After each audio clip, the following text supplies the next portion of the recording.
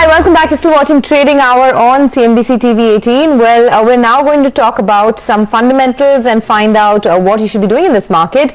The market, by the way, the mid-cap index is up almost 0.9%. The bank nifty is up about 0.5%, so it's still a good-looking screen. Jigar Mistry, the co-founder of Buoyant Capital, joins us now to discuss some fundamentals of the market and where he sees things going from here. Jigar, hi, welcome to the show. I'm going to first start off with, the entire telecom space, because there is lots that's been happening there. The latest we know is that the bank guarantees may not be invoked, which means that some relief or staggered payment may be allowed for these telecom companies. Of course, we haven't confirmed it yet, but if there is this relief, would you buy into any of these stocks? Bharti has been doing well. Reliance, Vodafone, your thoughts? Yeah, thank you for inviting me again, Sonia. It's quite possible that they might not go ahead and completely invoke the bank guarantee, largely because it's $8-9 billion of incremental fresh NPA for the banking system is something I think it's not that they'll be able to easily absorb. This doesn't create as big an issue for the markets as has been made out for the last 2 days, frankly, because you look at whether it's a big enough deal for the banks that are involved and the names that are floating around. But what it does essentially is you've just seen the markets come off of a very uneven sort of a downgrade to upgrade ratio, and the credit spreads are finally improving. The AAA paper is now trading almost 70-80 basis points lower from its peak. It's not as much as what the repo has been cut, but it sort of leads the credit markets to shrink a little bit again, and that's not great for the economist standpoint. So I think if the bank guarantees are not getting encashed, there are only two conditions, right? As I understand, you either encash the bank guarantees or cancel the licenses. And anywhere that we see is a developed or a developing market with close to the subscribers that we have, there have always been 3 or more players.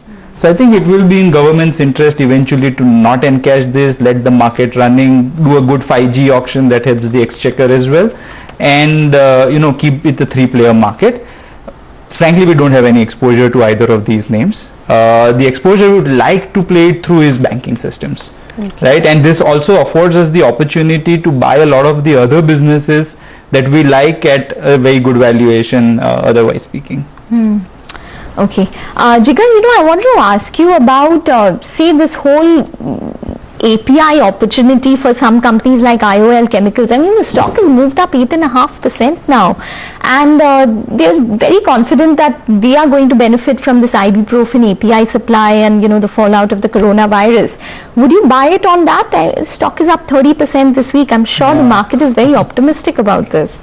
Right. So see, I think this whole coronavirus issues that I think we were discussing it the last month also that I was here, and the question is that does this go on for a long enough period of time for these stocks to become part of your core portfolios, or it's a sort of it gets resolved reasonably quickly. I think the news that was coming out of the wire last evening was that China has managed to reduce the number of patients. They've managed to discharge some 800 or 900 people yesterday, and I think if this is not going to continue for a fairly long period of time, then why would you want to specifically buy into these short-term opportunities? Right? Tracking China for a fairly long period of time in my erstwhile, avatar as a metals analyst, I see that Hubei is actually a province where a lot of steel is also produced. But the data that is very, very difficult to get, it's not economics 101 at play. So the way China manages to do things is fairly different from how economics 101 playbook is.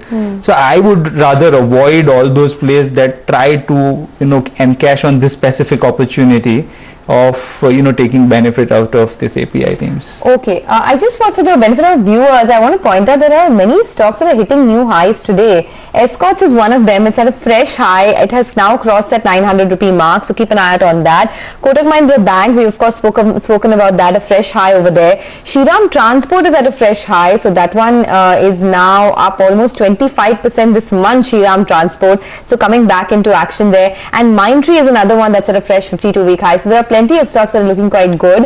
Jigar, if you had to identify 3 or 4 large cap or mid cap names to invest into for the long term investor, what would they be? Sure. So I think one if I just answer this like this, that see, since 19 September 2020, you saw the mid-cap index completely outperform the all other indices, right? So if you look at the breadth, number of stocks that have given more than 50% return is a staggering number, just in this very short period of time. So one, that theme has changed. But what hasn't changed, Sonia, still is that I was just working out a few numbers. So if you look at a few of these large cap companies that have done fairly well, you take something like Hindustan Unilever, right? Over the last 10 years, the profit has grown at about 10% CAGR, whereas the stock price has grown at about 25% CAGR. So what that essentially means over a 10-year period is that 80% of the stock performance is driven by re-rating, right? And whereas on the other hand, you have something like a Sun TV, for example, where the profits have grown at 15% and stock price has grown at 2.4% CAGR. For a 10-year period, that, for example, for Hindustan Unilever, that's a 800% stock price movement versus 150% earnings growth movement. And the same number for Sun TV is something like 26% movement in stock price versus 300% movement in the earnings. So I think this entire value space is yet undiscovered. I think a lot of people are starting to write it off as an investment strategy. Yesterday somebody sent me an email saying how Warren Buffett's investment strategy is now completely underwater.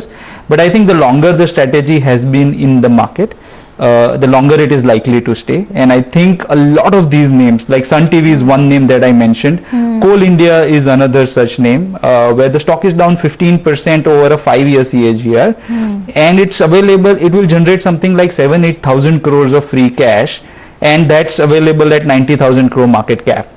So that is another interesting name that comes to mind. The last theme I would like to discuss is something like textiles, right? Textiles had a fabulous 16-17. Over the last 2 or 3 years, they have completely derated, earnings have taken a stall. But now I think they will make a reasonably good comebacks. Orders are starting to flow in, cotton prices are low, so margins will be great. And valuations is under 1-time sales. So that's another sector. Indocount is the name that we own, but I think people can take a pick. These are the 3 specific names. Besides that, banking is something that you said Indocount and? Indocount, Coal India, Sun TV. Okay. Besides that, ICICI Bank has been our favorite for I think more than a year and a half, so that continues to be in our portfolio. Okay, so a whole host of picks there. Thanks very much for that and bringing us all of that perspective. As of now, we need to take a short break for the mid-cap index. It's outperforming, it's built on gains, so up around 1% for that particular index. Come back and we'll really discuss the sector of the day, pharmaceuticals. Vishal Manchanda of Nirmal Bang will be with us next.